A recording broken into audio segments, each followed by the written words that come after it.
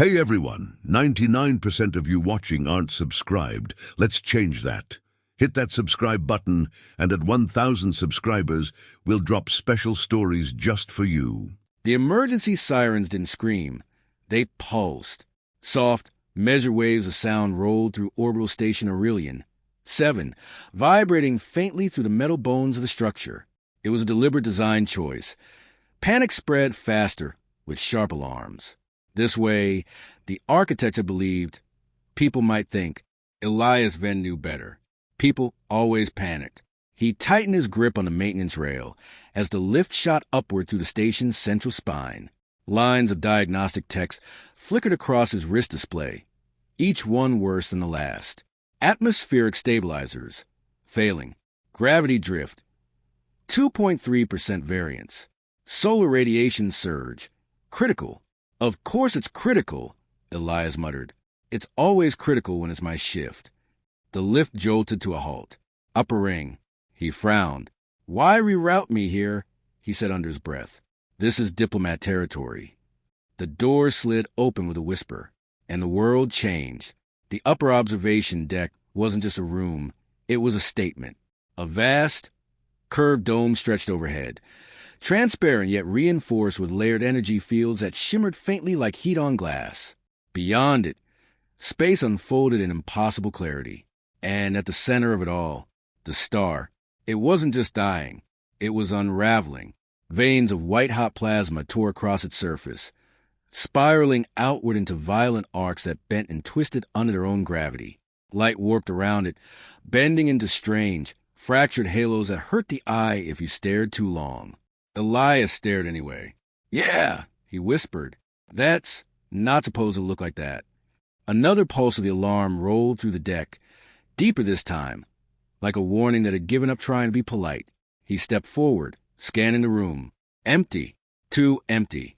This level should have been crawling with security, staff, someone, anyone. Instead, there was only the hum of failing systems and the distant, unsettling groan of stressed metal. Then, a sound. Small, sharp, a child's cry. Elias froze. For a moment, he thought he'd imagined it. This place didn't fit that sound. It was too grand, too controlled. Children didn't cry in places like this. They were escorted, managed, contained. But then it came again. He turned. Near the far edge of the dome, where the star's fractured light spilled brightest, a small figure stood alone. She was dressed in something that shimmered, not fabric exactly, but threads of light woven into shifting patterns. It caught the glow of the star and reflected it in soft, shifting colors, like she was wearing a piece of the sky itself. Too refined, too precise, not just any child. Elias approached slowly, boots echoing faintly against the polished floor. Hey, he called, careful to keep his voice steady. You lost. No response. She stood rigid, hands clamped over her ears, her eyes squeezed shut so tightly her whole face trembled with the effort. Another alarm pulse hit. She gasped and dropped to her knees. That decided it. Elias quickened his pace. Okay. Hey, it's all right, he said, crouching a few feet away. You're safe. Well, relatively safe. Safe and outside, anyway. Still nothing. Up close, he could see the details. The faint shimmer beneath her skin, subtle, like energy just beneath the surface. The way the light around her seemed disturbed, as if space itself didn't quite behave the same near her. And her breathing, too fast, too shallow, panic spiral. Elias scratched the back of his neck. Great, he muttered. Station's falling apart, and I've got a kid having a meltdown in the most fragile room on board. He glanced around, as if someone more qualified might suddenly appear. No one did. He exhaled slowly. All right, Elias, he said quietly to himself. Think. He tried logic first. Listen, he said gently. The alarms are just warnings. Systems talking to each other. Loud, yeah, but not dangers by themselves. The girl shook her head violently, pressing her hand harder against her ears. No, it's too much. It's all too loud. It's inside. Inside? Elias frowned. Then the star flared. A sudden surge of light rippled across the dome, distorting the shadows. The girl cried out, curling in on herself completely now. Elias felt it too, a faint pressure, like a distant vibration brushing against his thoughts. But for her, it had to be overwhelming. "Okay," he said softly. "Not logic, then." He shifted back, sitting cross-legged on the polished floor, deliberately lowering himself to her level. No sudden moves. No pressure. He set his toolkit down beside him and flipped it open. Wires. Circuit patches. Micro-welders. Nothing useful. Then his hand paused. A small cylindrical container, wedged into a side compartment. He blinked. Forgot I still had that. He pulled it out, unscrewing the cap. A thin wand slid free, glistening faintly with a film of liquid. The girl's sobs filled the space between alarm pulses. Elias lifted the wand. "This is either going to be very stupid," he murmured, "or slightly less stupid."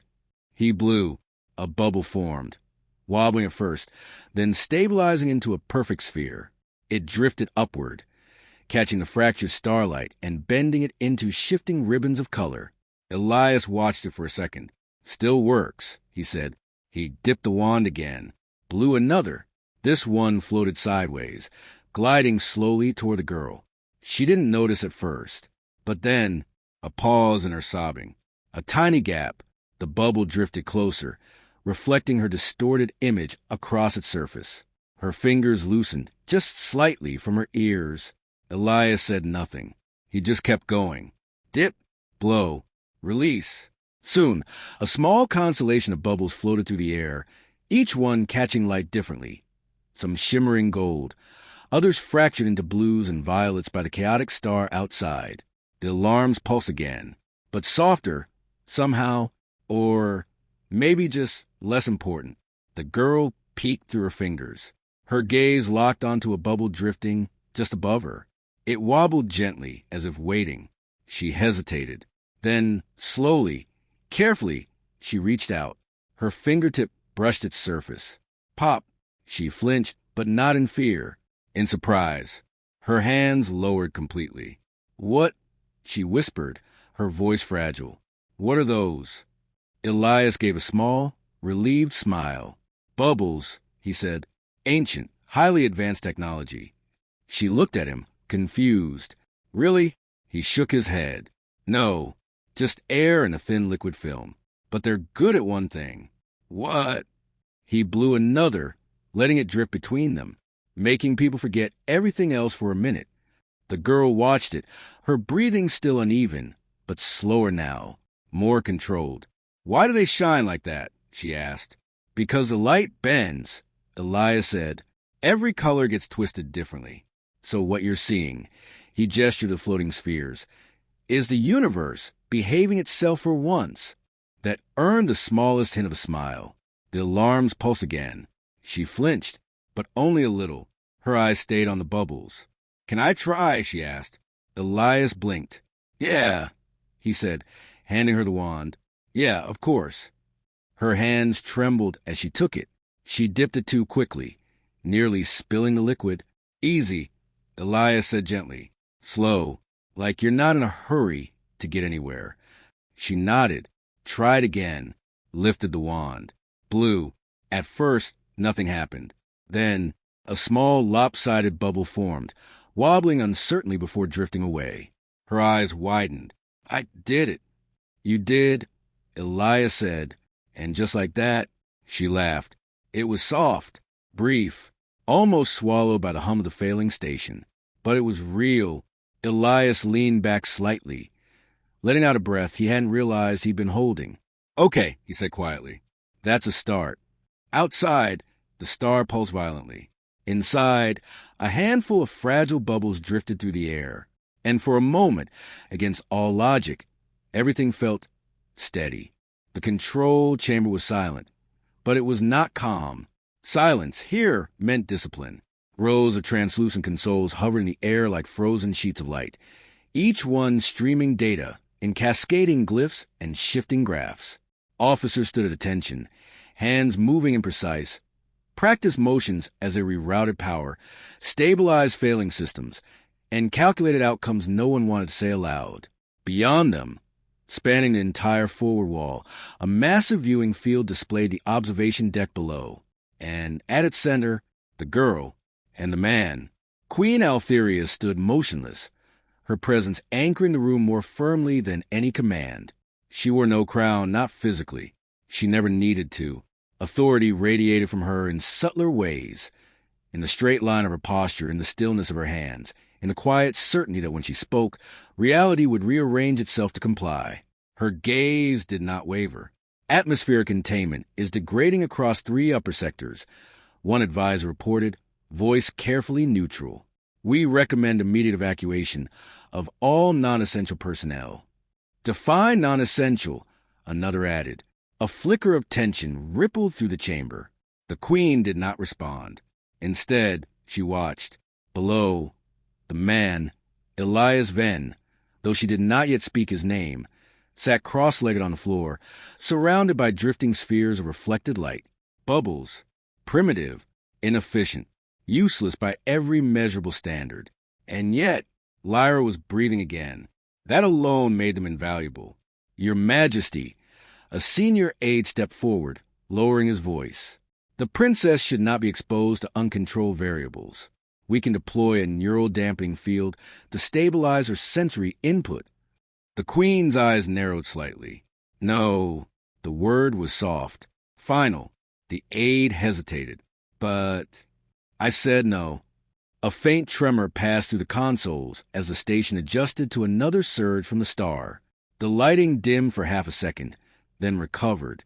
The Queen finally shifted her gaze, just slightly, to the data streams hovering beside her. Report on the stellar instability. A scientist stepped forward immediately. The star is undergoing accelerated collapse. Your Majesty, not a natural sequence. The energy fluctuations suggest interference. External, she asked. Unclear. Possibly internal chain reaction. Possibly, he hesitated. Something we do not yet understand. The Queen returned her attention to the viewing field.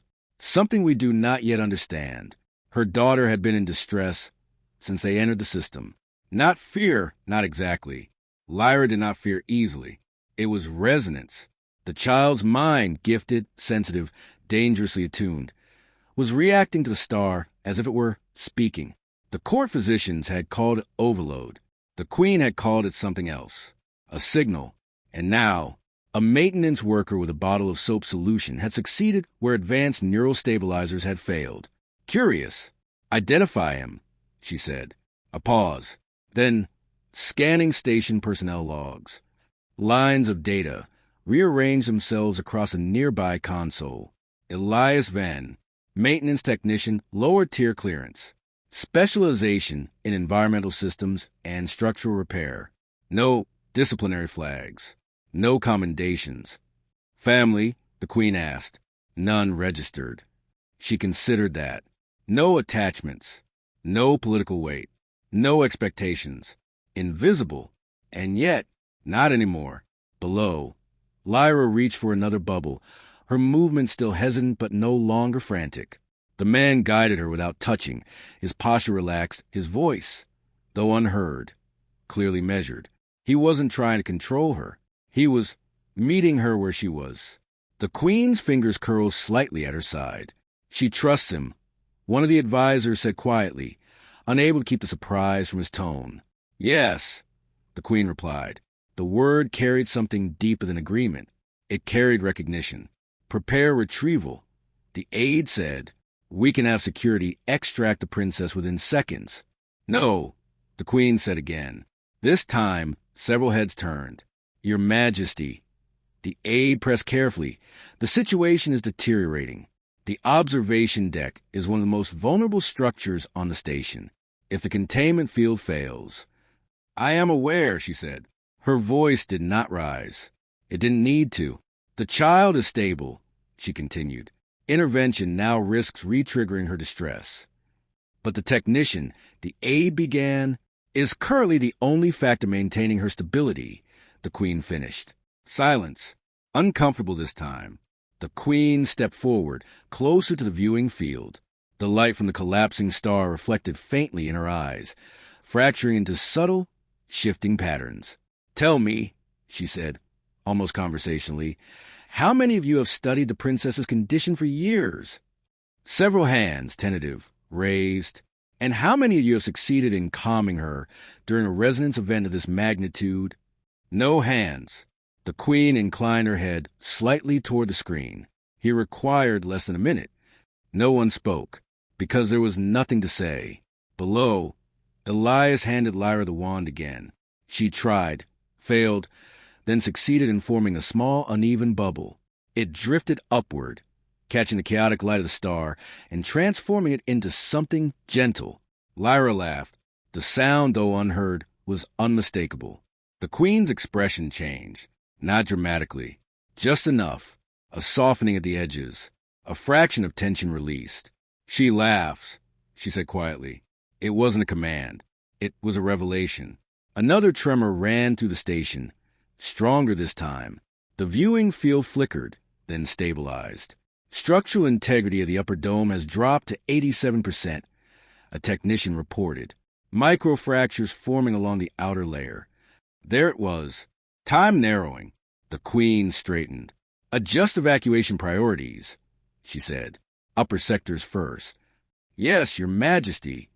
And she paused, not out of uncertainty, but precision. Do not approach the princess directly. The aide frowned. Then how? We will observe, the queen said, and we will learn. Her gaze returned, unwavering, to the man below, Elias Venn, a name that, until a moment ago, had meant nothing. Now, it carried consequence. Track his movements, she added. I want continuous visual. Yes, Your Majesty. The chamber resumed its controlled urgency, commands flowing once more, systems recalibrating, calculations updating in real time. But at the center of it all, the queen remained still, watching, measuring, deciding, because something had shifted, not just in the station, not just in the dying star outside, but in the fragile, improbable connection between a frightened child and an unremarkable man who had chosen, for no reason other than instinct, to sit down and blow bubbles in the face of catastrophe. And that, more than the collapsing star, was what truly captured the queen's attention. The station didn't just tremble this time. It lurched. The shift was sudden and violent, an unnatural tilt that sent a ripple through the artificial gravity systems. Elias felt it first in his stomach, then in his legs, as the floor seemed to hesitate beneath him, like it couldn't decide which direction down was any more. The alarms abandoned all restraint. They screamed. Sharp, relentless bursts of sound tore through the observation deck, no longer pulsing, no longer controlled. Just raw warning. Elias snapped his feet. Yeah, he said under his breath, scanning the dome above. That's very bad. The massive transparent curve overhead flickered, its protective field stuttering like a failing heartbeat. Outside, the star convulsed, a violent surge of energy erupting from its surface in a spiraling arc that twisted toward the station.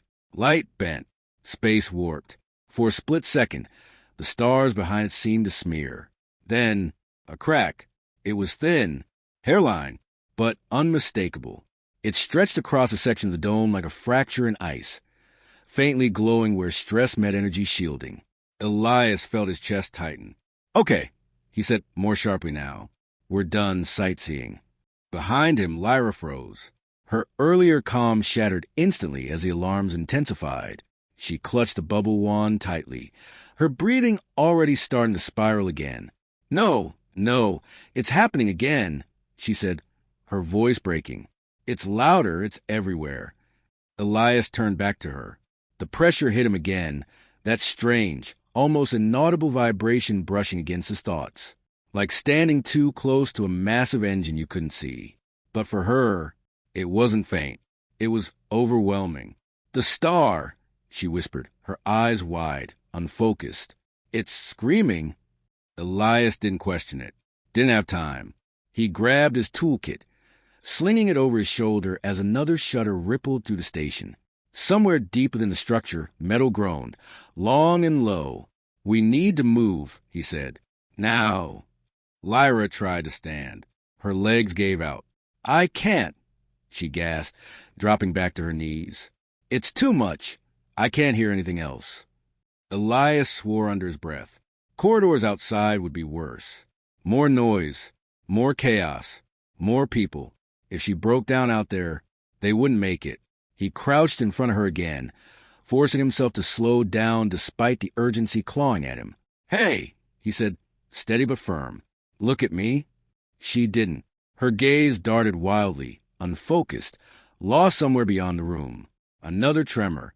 The crack in the dome spread, just slightly. Time was running out. Elias exhaled sharply. "All right," he muttered, "back to basics." He reached for the small container again, unscrewed it, dipped the wand. His hand was shaking now, but he ignored it. He blew. A bubble formed, smaller this time, less perfect, but it held. It drifted upward, catching the fractured light. Lyra. Her name. He had meant to say it, but it cut through. Her eyes flickered, just slightly, toward him. "Focus here," he said, softer now. "Not the noise, not the star, just this." He blew another, and another. The bubbles didn't erase the alarms, didn't silence the collapsing station, but they gave her something else to look at, something that didn't demand anything from her. Her breathing hitched, then slowed, not steady but better. "That's it," Elias said. "Stay with me." Another violent jolt. The lights flickered, this time longer. Gravity shifted again, pulling sideways for a fraction of a second before snapping back. A loose panel clattered across the floor, skidding past them. Elias grabbed her hand. "Up," he said. "We go now." This time, she managed it. Unsteady, shaking, but standing. "Don't let go," he added. "I won't," she said, her voice small but certain. They moved. The observation deck door slid open with a stuttering delay, revealing a corridor already in chaos. Emergency lights flashed in harsh red intervals, casting everything in sharp, disorienting shadows. People rushed past, staff, officials, security, voices overlapping in a storm of confusion. "Evacuate the upper sectors. This way, move. Seal that corridor now." The noise hit Lyra like a physical force. She flinched hard, her grip tightening painfully around Elias's hand. "Too loud," she gasped. Elias reacted instantly. He stopped, right there in the middle of the rushing corridor. Someone slammed into his shoulder. Another voice shouted at him to move. He ignored all of it. He dipped the wand again. Blew. A bubble drifted forward, glowing faintly in the red emergency light. "Eyes on this," he said, his voice cutting through just enough. "Just this." Another bubble. Then another. They flowed ahead of them. Fragile, absurd, and somehow visible even in the chaos. Lyra's gaze locked onto them. Her breathing steady, just enough. "Good," Elias said. "We follow these, all right? Just the bubbles." She nodded. So they moved, step by step, through the chaos, through the noise, through the fear. Elias walked slightly ahead, one hand guiding her, the other lifting the wand every few seconds to send another shimmering sphere drifting forward like a tiny, impossible beacon. People rushed around them, but they stayed in their own narrow path, defined not by orders or signals, but by floating, fragile circles of light. Above them, the station groaned again, worse this time, a deep, resonant sound that vibrated through bone. Elias glanced up instinctively. Bad idea. The ceiling panels were shifting, not collapsing yet, but close. "Keep moving," he said quickly. "I'm trying," Lyra whispered. Ahead, a blast door began to descend, slow, heavy, unstoppable. "Wait," someone shouted. Too late. Elias's eyes narrowed. Distance, speed, timing. "Run," he said. "I can't." "You can," he said, sharper now. "Follow the bubbles." He blew one more, farther this time, sending it drifting just beyond the narrowing gap beneath the door. Lyra's eyes locked onto it, and she ran. Not fast, not graceful, but enough. Elias moved with her, ducking low as the door slammed down behind them with a thunderous impact. The sound echoed. Then, a brief, strange quiet. They stumbled to a stop on the other side, both breathing hard. Lyra looked up at him. "You knew we'd make it," she said. Elias let out a short, breathless laugh. "No," he admitted. "I just really hoped we would." For a moment, despite everything, she smiled. Then the station shook again, stronger than before. Somewhere far behind them, something ruptured, an explosion muffled by layers of metal and distance. Elias's expression hardened. "We're not out yet," he said. "Evacuation hangar should be 2 levels down." Lyra tightened her grip on his hand. "I'll stay with the bubbles," she said. Elias nodded. "Good plan." He dipped the wand again, blew another. It floated forward, small, shimmering, impossibly delicate against the backdrop of a collapsing station. And they followed it, through noise, through fear, through the breaking bones of a dying structure, guided by something that should have been meaningless, but wasn't, not anymore. The evacuation hangar was not built for fear. It was built for efficiency. Wide platforms extended in symmetrical tiers, each lined with transport vessels, sleek, angular crafts designed for rapid departure and atmospheric breach. Normally, boarding here was orderly, almost ceremonial. Now, it was chaos. Engines roared as pilots initiated emergency sequences. Crowds surged in uneven waves, guided barely by security officers whose commands dissolved into the noise. Overhead, warning lights strobed in relentless bursts, painting everything in red and white flashes. Elias pushed forward, shielding Lyra with his body as best he could. "Stay close," he said, raising his voice over the din. "We're almost there." Her hand was still in his, small, tight, unyielding. "I'm trying," she said, her voice strained. "It's louder again." Of course it was. Thousands of people, engines spinning up, metal grinding under stress. The distant, thunderous pulse of star bleeding through every surface. Elias glanced down at the nearly empty container in his hand. "All right," he muttered. "Let's not run out now." He dipped the wand, careful, precise, and blew. One bubble. It floated forward, wobbling through the chaos, catching the harsh artificial lights and softening them into something almost calm. Lyra's gaze followed it instantly, her breathing steady just enough. "Good," Elias said. "Keep your eyes on it." They moved again, step by step, through the press of bodies. A guard reached out, trying to redirect them toward a different platform. "Priority lanes only." "Move to sector." Lyra flinched. Elias shifted, putting himself between her and the guard. "She's with me," he said quickly. The guard hesitated, just long enough for them to slip past. "Not technically true," Elias muttered under his breath, "but we're going with it." Another tremor rippled through the hangar. This one nearly knocked them off their feet. Above, the massive bay doors shuddered as they began to open, revealing the fractured light of space beyond. And the star, now violently unstable, its surface tearing into spirals of blazing energy. A collective murmur of fear spread through the crowd. Elias didn't look. He couldn't afford to. "Almost there," he said again, more to himself this time. Ahead, a smaller transport vessel sat with its ramp still lowered, half full, engines already humming. "That one," he said. "We get on that. We're out." They pushed forward, and then everything stopped. Not the chaos, not the noise, just their path, because the crowd ahead parted, not from panic, from recognition. A line of guards moved with precise coordination, clearing space with silent authority. Their armor shimmered faintly, energy fields humming at their edges. And between them, she walked, Queen Altheria. Even here, in the middle of collapse and desperation, her presence reshaped the space around her. People moved without being told. Voices lowered without command. Power did not need to announce itself. It simply was. Elias slowed. "Oh," he said quietly. Lyra's grip tightened in his hand. For a brief moment, she hesitated. Then she let go. "Mama," she cried, breaking into a run. Elias blinked. "Wait, what?" Lyra crossed the distance in seconds, throwing herself into the Queen's arms. The guards tensed instinctively, then relaxed as Altheria caught her daughter with effortless grace. For a moment, the chaos faded. Not literally, but around them it felt quieter. The Queen held Lyra close, one hand resting gently against the back of her head. Her expression, so controlled moments before, softened in a way few had ever seen. "You are safe," she said quietly.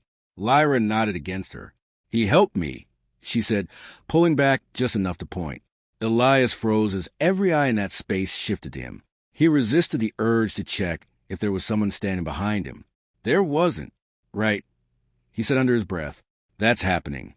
The Queen looked at him, really looked at him, not as a passerby, not as background, but as someone being measured, evaluated. Elias straightened slightly without meaning to. He was suddenly very aware of the grease on his hands, the scuff marks on his uniform, the small, half-empty bottle still clutched in his fingers. Not exactly royal company. "You," the Queen said. It wasn't a question. Elias gave a small, awkward nod. Yes, that's usually how that works." A guard shifted beside her, uncertain whether humor was permitted in the presence of Queen. The Queen ignored it. "You remain with her," she said. Elias shrugged, glancing briefly at Lyra. She needed someone. "You calmed her," the Queen continued. He looked at the bubble wand, then back at her. "I improvised."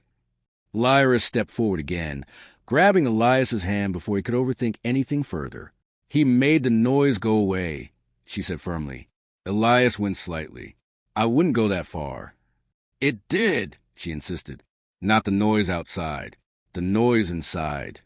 That stopped him. He didn't respond, because he didn't know how to. The Queen watched the exchange carefully. Then she stepped closer. Close enough now that Elias could see the details, the faint, almost imperceptible shimmer in her eyes, like controlled energy beneath the surface. The same as Lyra, only deeper, stronger. "You did what my court could not," she said. Elias shook his head immediately. "I just blew bubbles." "Yes," the Queen said. A pause. "And you chose to stay." That landed differently. Elias hesitated, because she was right. He could have left. Should have, probably. Didn't feel right to walk away. He said finally. The station groaned. Loud. Violent. The moment fractured as reality forced its way back in. "Your Majesty," a guard said urgently, "we must board immediately. Structural collapse is imminent." The Queen didn't look away from Elias. Not yet. A decision was forming. You could feel it. Lyra tugged on her sleeve.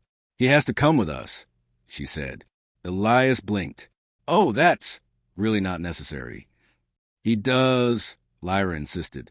"The bubbles won't work without him."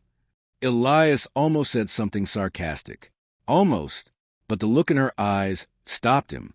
The Queen followed her daughter's gaze, then returned it to Elias. "You hesitate," she said. "Because I'm a maintenance technician," Elias replied. "And you're very much not in need of one on a royal evacuation ship." A faint flicker of something, amusement, perhaps, touched the edge of her expression. "On the contrary," she said, "I find myself in need of exactly what you provide." Elias frowned. "Bubble-related services?" "Perspective," the Queen said simply. Another tremor. Stronger. The hangar lights flickered violently. A distant section of the structure gave way with a thunderous crash. Time was gone. The Queen turned slightly. "Prepare for immediate departure," she commanded. Guards moved instantly. She looked back at Elias, then inclined her head, a gesture small in motion, enormous in meaning. "Come, Elias Van," she said. "Let us survive this together."